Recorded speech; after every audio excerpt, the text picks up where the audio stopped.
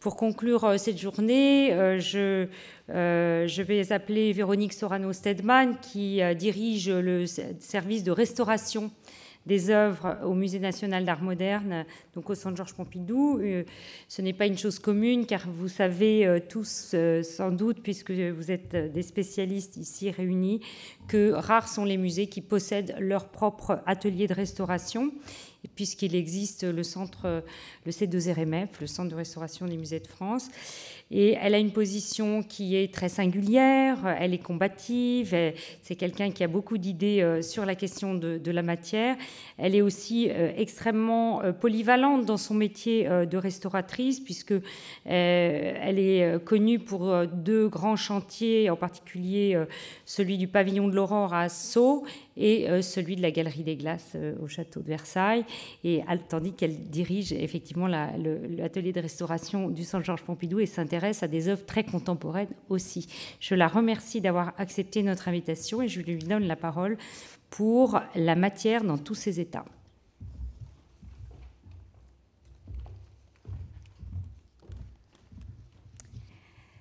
Eh bien, un grand merci de m'avoir convié à cette journée et tout particulièrement de m'avoir mis dans cette dernière position derrière Charlotte Chastel-Rousseau, parce que je crois que nos interventions vont bien se succéder. En plus, il y avait un petit clin d'œil qui m'a beaucoup touchée. Vous avez montré le Songe de Saint-Bruno, c'est le premier tableau que j'ai restauré au Louvre, donc voilà, c'était une surprise très agréable.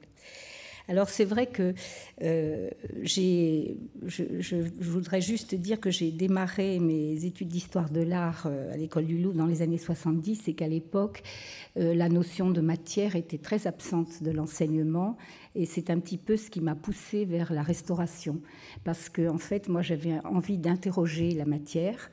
L'œuvre d'art pour moi s'exprimait avant tout dans la matière.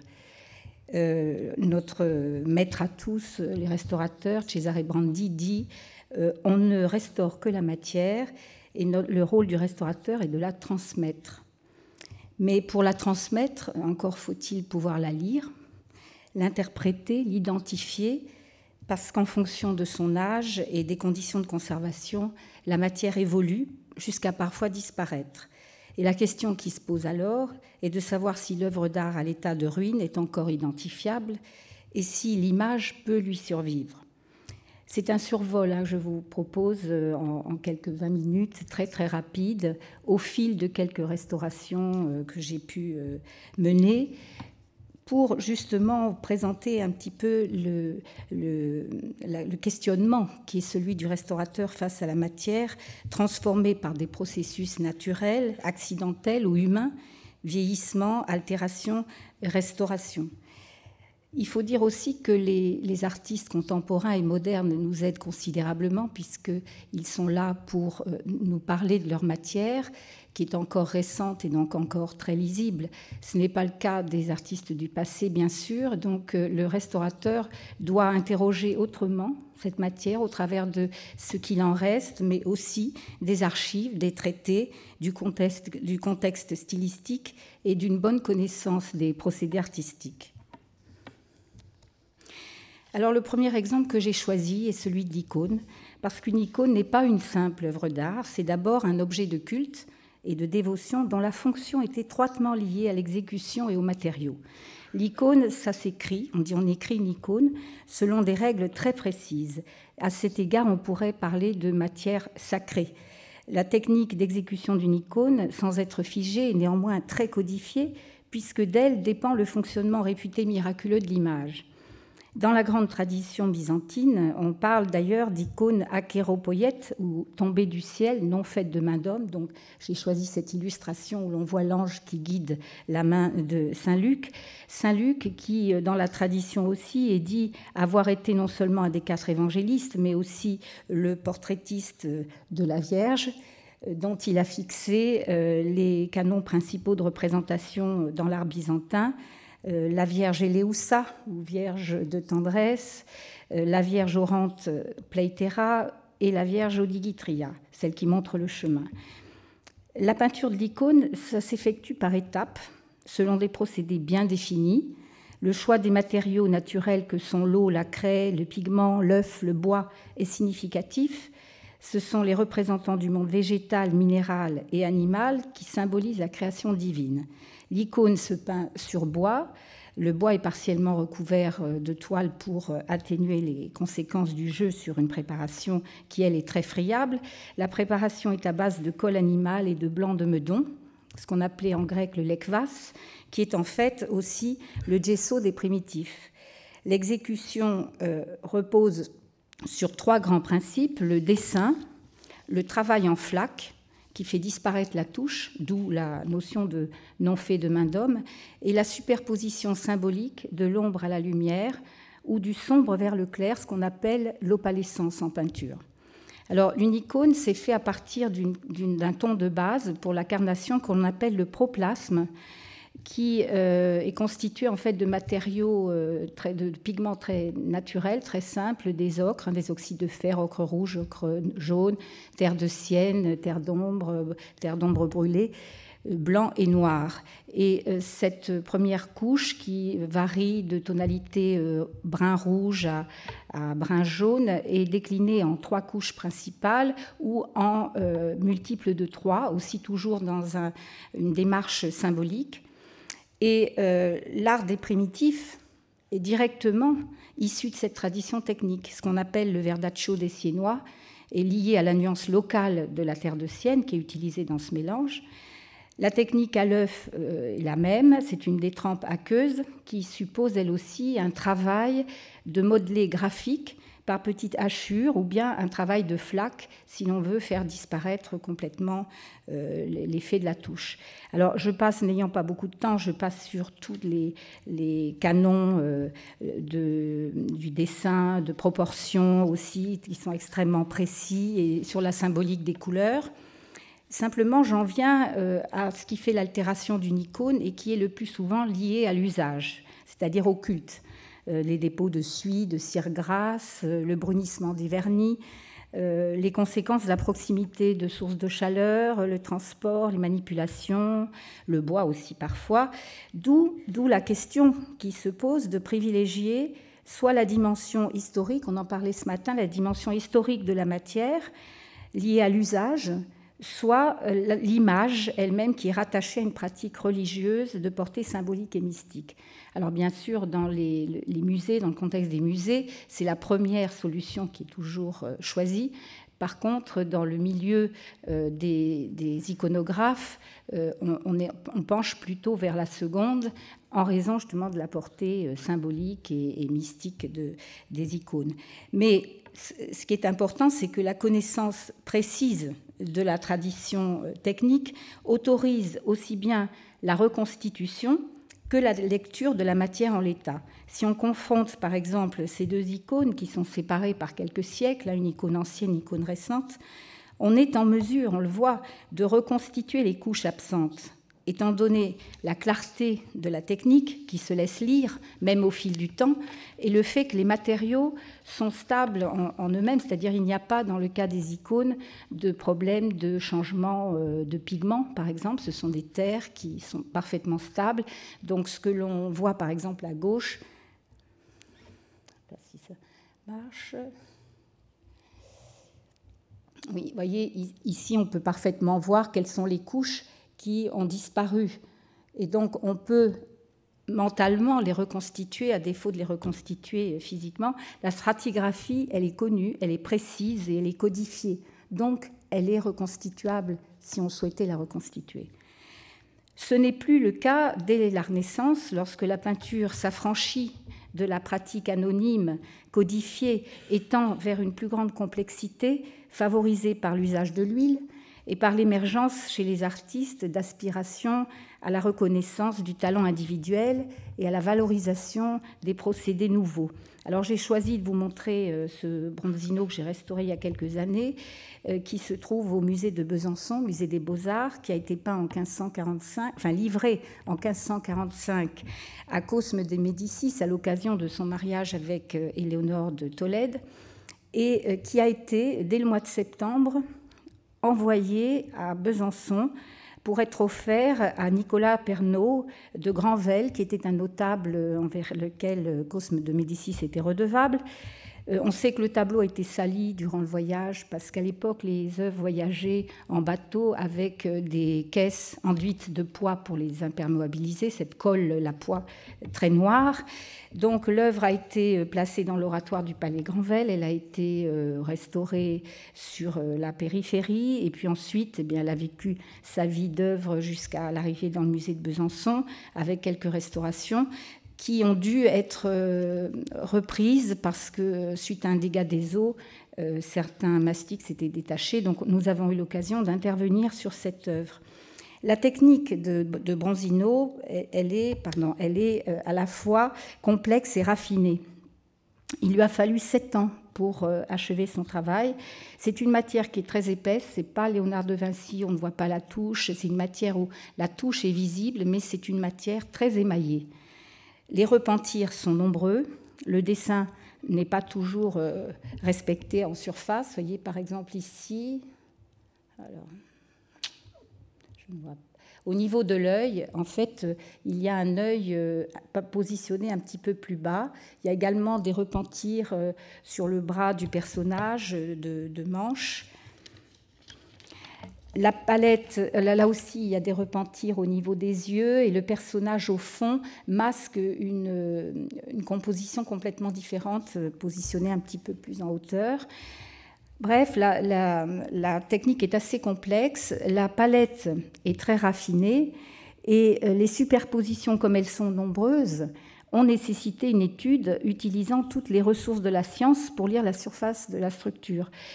Et la structure, c'est-à-dire que là, le restaurateur ne peut pas se fier simplement à son regard, et il doit aussi interroger la matière de l'intérieur par les radiographies, l'imagerie multispectrale, parce qu'il y a parfois des zones assez difficiles à interpréter. Là, par exemple, le bras du personnage, qui est d'une tonalité un peu taché, un peu mat, et qui était difficile à interpréter et donc à restaurer, et pour lesquels on a eu besoin d'avoir ces informations précises.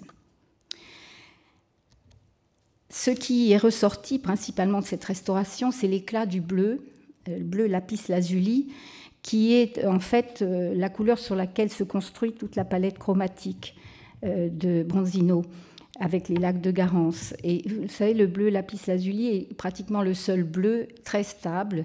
En général, les pigments dans la peinture sont les éléments stables de la peinture parce que ce sont des minéraux, mais les bleus, qui sont souvent à base de cuivre, ont tendance à virer au vert ou au marron en changeant de formule chimique.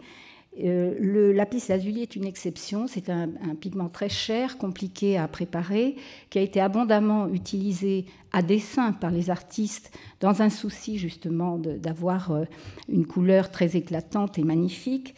Et je trouve cet exemple est aussi important pour montrer que, en fait, lorsqu'on restaure, lorsqu'on nettoie, parce qu'à l'époque on s'est posé des questions avec la conservation. Les conservateurs étaient un peu surpris de l'éclat de ce bleu. Il me semble que laisser le vernis aurait vraiment été lui faire injure. Et on peut difficilement imaginer l'artiste employant un pigment de cette qualité et de ce prix pour qu'il soit immédiatement modifié par un vernis jaune. D'ailleurs, les deux copies, il existe 2 copies de ce tableau. Une qui se trouve à Ornans, que vous voyez sur la gauche, dans l'église d'Ornans, qui est une copie ancienne et qui montre bien que là, l'absence d'usage du lapis lazuli se traduit par un bleu assez différent.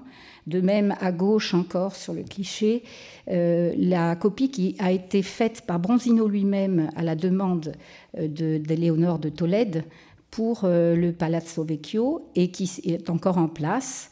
Et on voit que le vêtement de la Vierge est devenu brun. Donc là, je montre délibérément ces exemples parce que ça fait prendre la mesure de la distance qu'il y a entre l'aspect que devaient avoir ces œuvres à l'origine et l'aspect qu'elles ont à présent.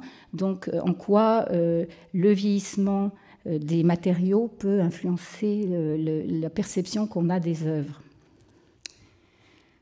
Jusqu'à quel degré d'altération et de lacunes la matière peut-elle conserver son identité?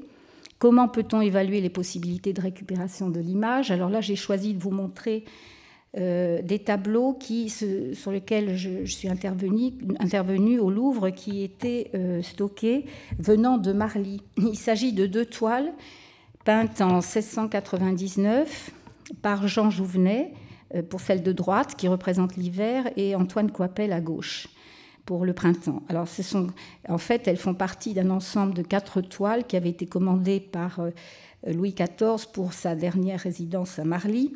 Les 2 autres artistes sont Louis de Boulogne et Charles de la Fosse. Et les tableaux de ces 2 derniers se trouvent au Musée des Beaux-Arts de Dijon et au Musée de Rouen. Alors, les 2 tableaux de Coipel et Jouvenet avaient été relégués au Louvre comme tableaux de rebut en raison de l'importance des lacunes et de la décoloration de surface. Mais la matière 17e est par nature épaisse et solide. Je l'ai beaucoup pratiquée, donc j'en parle en connaissance de cause. Elle est très épaisse, très solide, car elle contient beaucoup de blanc de plomb. L'exécution au XVIIe, elle n'est pas basée, comme les siècles précédents, sur une transparence et sur des fonds clairs réfléchissants, mais sur une superposition par contraste chromatique à partir d'une préparation colorée en brun rouge qui sert de ton local, qui assure une unité chromatique et qui facilite l'expression rapide du volume. Créer un volume à partir d'une surface blanche, c'est très long. Et par contre, si on part d'un fond coloré, il s'agit de mettre juste quelques lumières et quelques glacis d'ombre pour avoir immédiatement un volume. Par contre, il s'agit de recouvrir, il faut être capable de recouvrir cette préparation de ton local, et c'est ce qui explique l'épaisseur des matières du XVIIe siècle. Et c'est aussi ce qui a souvent été le gage de leur pérennité. En effet, le nettoyage a permis d'éliminer tous les dépôts, les croûtes de surface, véritablement croûtes de surface, et de révéler la qualité des coloris, en l'occurrence aussi ici un bleu de lapis lazuli, resté intact, qui a été abondamment utilisé par Jouvenet pour son éclat et aussi pour son contraste avec les bruns rouges. La qualité du modelé des carnations, révélée par le nettoyage, là c'est le Coipel dont il s'agit, assurer la possibilité d'une restauration par la fermeture des lacunes. D'autant qu'on a eu beaucoup de chance parce que, concernant le Jouvenet, il a été retrouvé une photographie d'une copie qui était passée en vente. Et donc on en a retrouvé le catalogue de vente qui a permis justement d'avoir une idée du dessin et de compléter notamment la partie manquante de la jambe de l'hiver, et aussi à gauche la main du pouteau qui avait quasiment disparu, enfin qui était réduite à l'état de petits fragments. Pour le Coipel, on s'est basé sur des gravures de Coipel, des dessins et aussi des tableaux, d'autres tableaux qu'il avait réalisés. La matière 17e, la matière ancienne en général, peut être totalement maquillée ou dissimulée. Alors pour cela, j'ai choisi de vous montrer quelques morceaux de la Galerie des Glaces, justement, notamment ce plafond qui est situé dans la partie est. Vous voyez sur la photographie l'état après nettoyage. Ça, c'est donc un détail des couches qui ont été supprimées en partant de la gauche. On voit l'état initial où se succèdent plusieurs campagnes de restauration. Alors, ça pose aussi tout le problème de ne pas nettoyer et de repeindre sur ce qui n'a pas été nettoyé. À force, on finit par faire complètement disparaître la couleur, le motif. Et donc, on trouve ça très souvent sur les grands décors XVIIe siècle.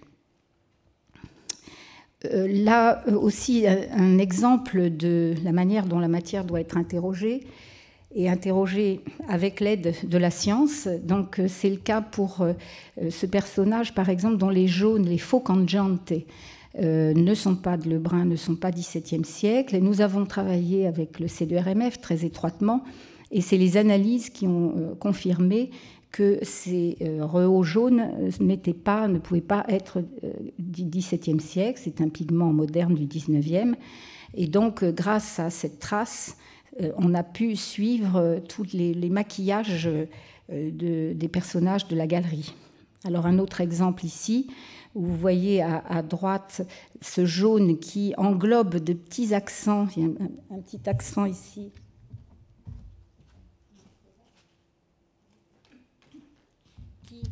Qui se retrouve en fait donc dans le carré supérieur, où là on est sur la matière originale qui est bien différente de cette matière rehaussée. Même chose pour les carnations, parce que probablement les restaurateurs ont trouvé que la tonalité rosée des chairs, qui était due aussi à une certaine usure, laissant voir la préparation rouge, méritait d'être rehaussé avec un blanc contrasté. Donc ils ont rajouté du jaune au blanc et ils ont vraiment remaquillé tous les visages et toutes les carnations.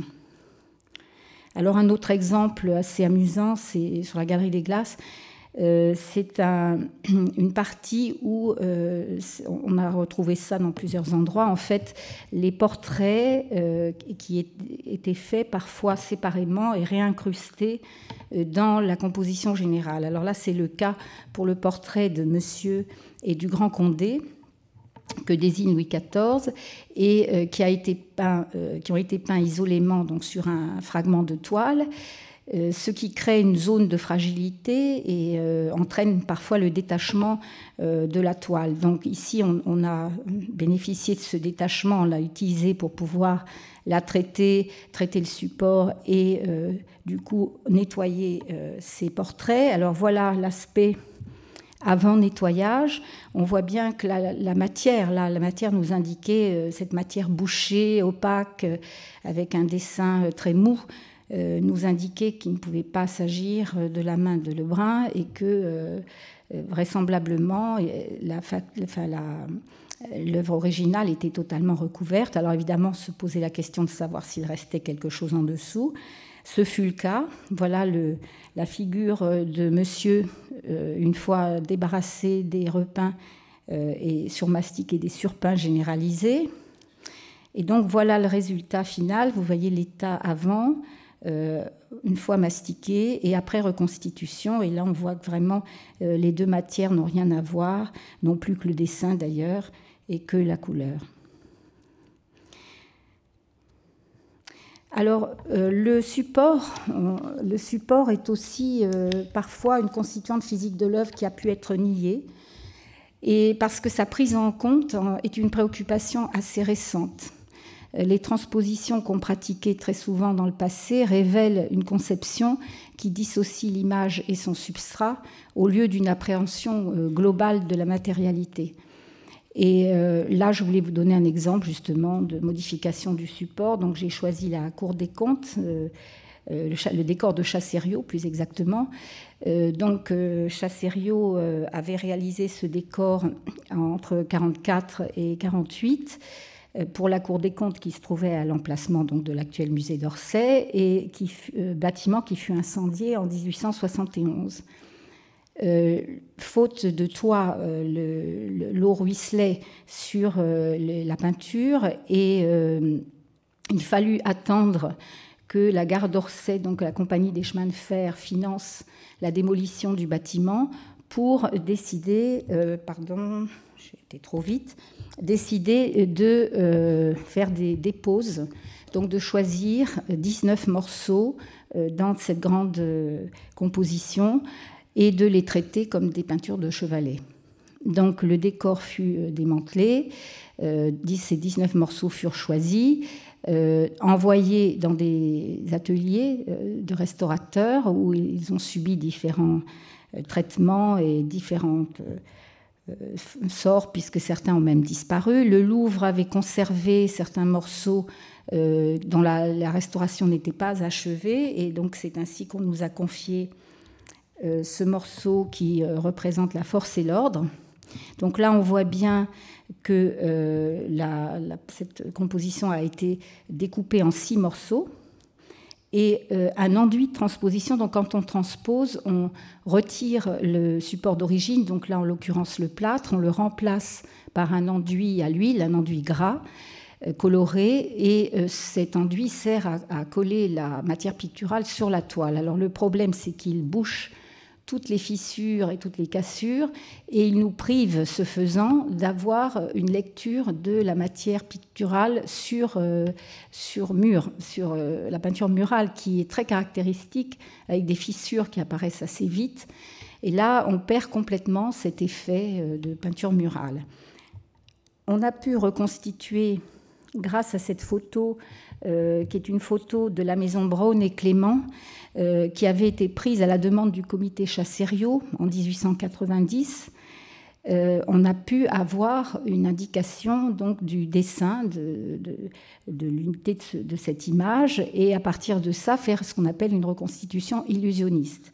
Mais, donc voici le résultat, mais ce que nous avons cherché à faire au-delà de redonner à l'image son unité, c'est de redonner un peu l'aspect d'une peinture murale en recréant, nous avons refermé les cassures, mais on a recréé à l'intérieur des cassures les réseaux de fissures anciens dont le parcours nous donne un peu cette idée de la peinture murale, et c'était important de rendre aussi cette dimension de matérialité à l'œuvre.